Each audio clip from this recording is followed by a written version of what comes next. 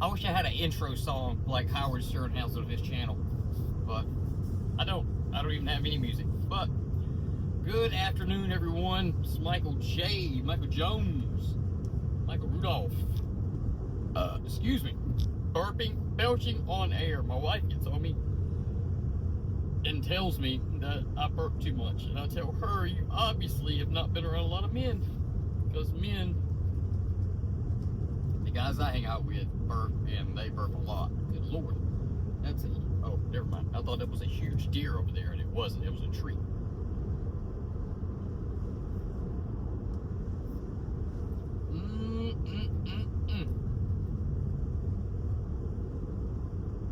This caramel macchiato here was made right.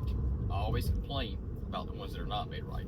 This one should have been the standard picture for how you make a caramel macchiato. So this is the one I should take a picture of and then I take in for my example.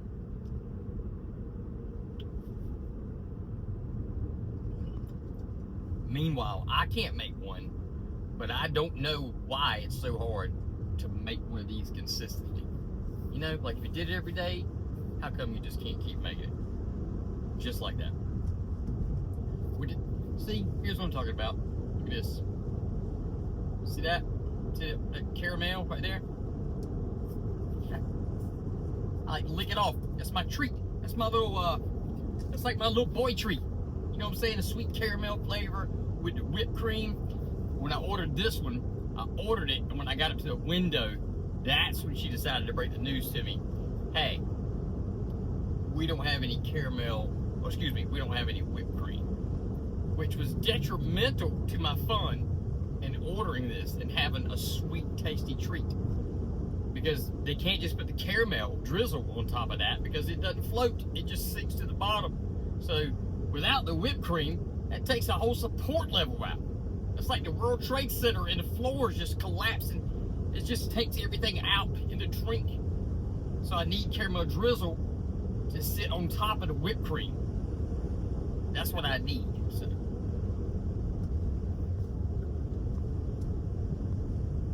I also need to put my car on full self-driving so I'm not swerving all over the roads. I got a couple more swallows of this good tasty drink. And then I'm heading back home. I gotta head back home. It's weird how things happen. So I did a video. I charged full package price for the video and photos and all that stuff. And we delivered it. Now the owners of the house, that the agent that I'm working for, their son or daughter, I think it's their son's wife, she does some kind of social media stuff. She's like a social media influencer, and she says that she wasn't, I guess she wasn't feeling it, to put it short. She wasn't feeling the video I did, so she asked Aaron, could she, Aaron's the guy with National Land, could she get all the raw footage? Now,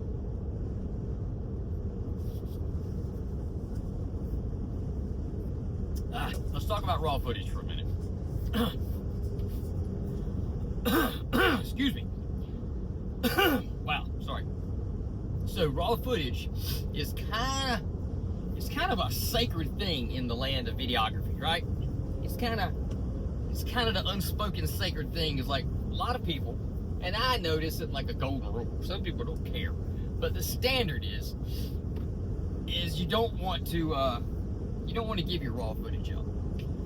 There's a lot of reasons and a lot of ways you can look at this. I hate the way I sound on tape. I have like a light case of some kind of Tourette's or a tic where I go when I'm doing stuff and I'm excited, I'm trying to hold all this energy back.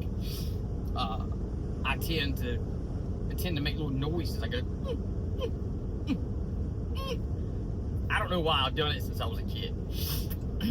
I guess, and it's also with the clearing the throat and stuff like that. It's kind of working through the tick, and I get excited, and I'm trying to hold all this excitement back, I guess. So all of that's on the raw footage because it records audio.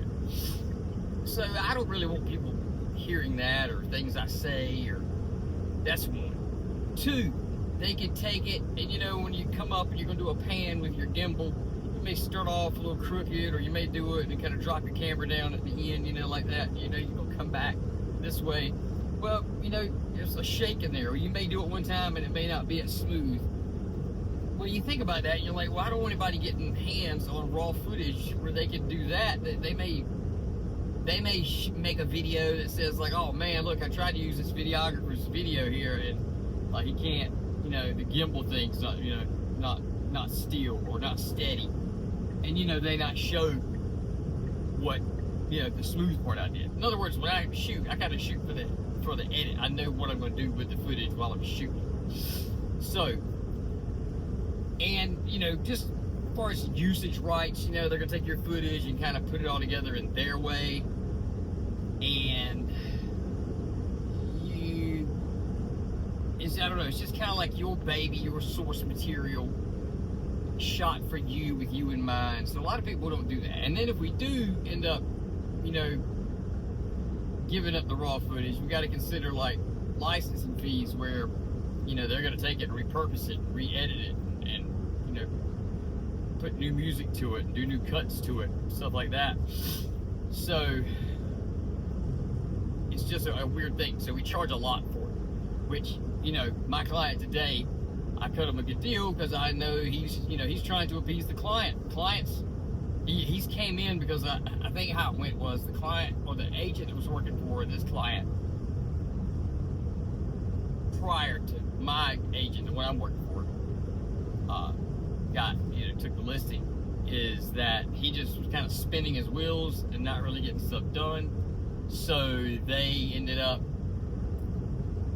going with Aaron, and now I think Aaron just wants to show like that he, you know, he's not BSing, he's trying to get stuff done. And you know, look, everybody's a videographer and a cinematographer and an editor. The word sounds funny. Sticky thing. But everybody's an editor, you know, everybody's got takes, they're all allowed to have it. You know, I get whatever works, you know, whatever sells the house. I'm interested in seeing, like, you know, she said what I did didn't work. Yeah, I suppose a little bit of my ego, you know, that human ego inside is kind of like, well, what didn't you dig about my work? Like, I don't understand. But maybe she's got a whole other vibe. Maybe it's going to be a vibe that connects. I don't know. But anyway, I was able to, you know, and that's what my client was thinking, like, look, I know you normally don't do this, but if you want to, you can make some money doing this. So, you know, I made a little money doing it. And then, actually, it turned down another job yesterday, because I don't like working with bands. I don't like working with musicians in general, because usually none of them care, none of them have any like respect for you or your time. They're late, they're egotistical, they just, you know, they love it, but they act like they hate it. I don't know what that is. That's something with musicians, but yeah, we are going to do a shoot tonight, a photography shoot that a friend of mine did prior to me. Kyle Tyndall did it. Now, he did a damn good job. He shot it, and then he told me yesterday he shot it and shot each individual's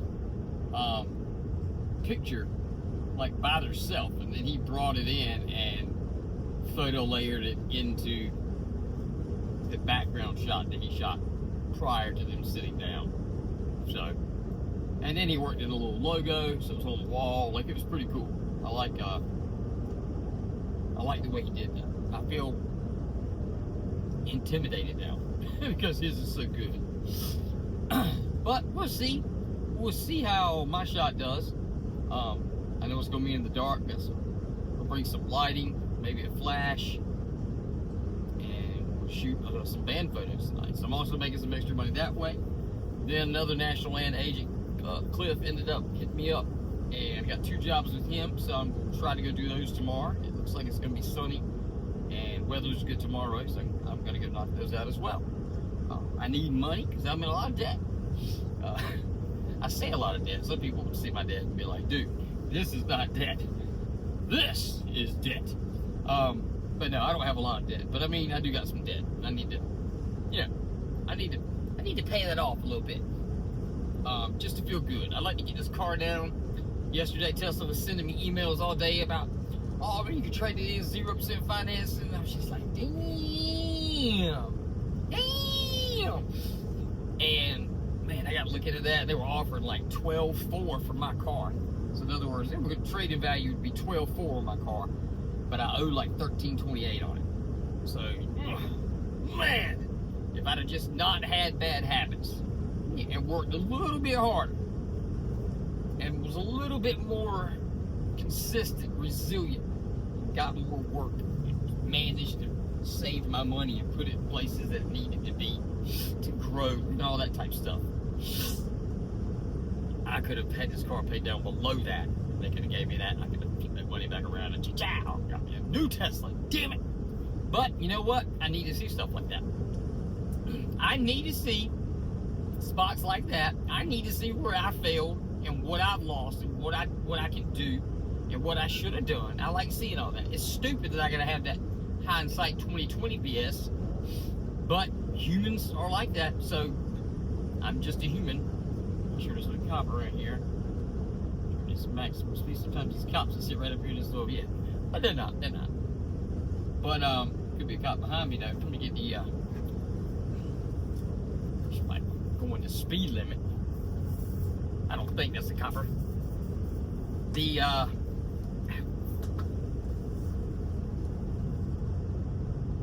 cops nowadays, boy, they be driving cars that look like like they just look like normal cars and stuff.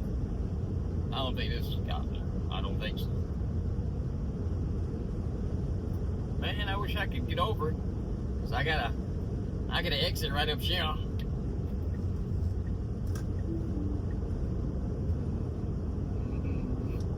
But anyway, damn, what was I talking about?